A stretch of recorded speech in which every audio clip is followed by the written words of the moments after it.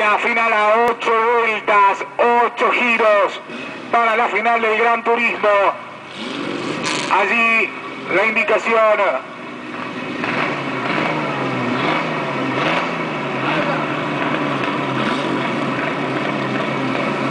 para el Badigalo. Señoras y señores, se viene la largada de la competencia. El semáforo está en rojo.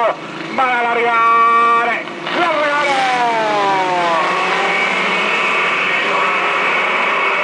Gran partida de Julio Caricato, gran partida de Bianco también. A ver qué pasa por afuera en la curva 1. Allí va Caricato, Caricato, Caricato. A la punta de la carrera, el campeón de la categoría.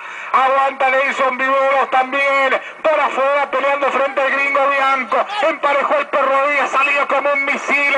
Nuevamente Julio Caricato. Primero Caricato, segundo Ariel Díaz. Tercero viene Nelson Viveros. Cuarto el Badigalo. Se queda complicado el gringo Bianco cuando viene el Perro Díaz de costado allí con Julio Caricato.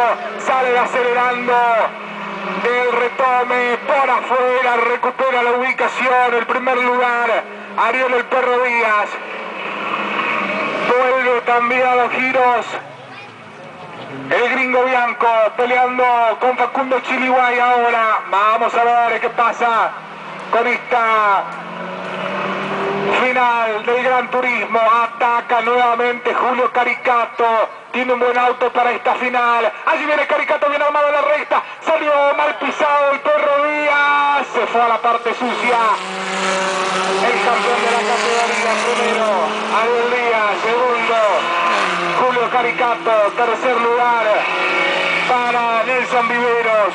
Cuarto,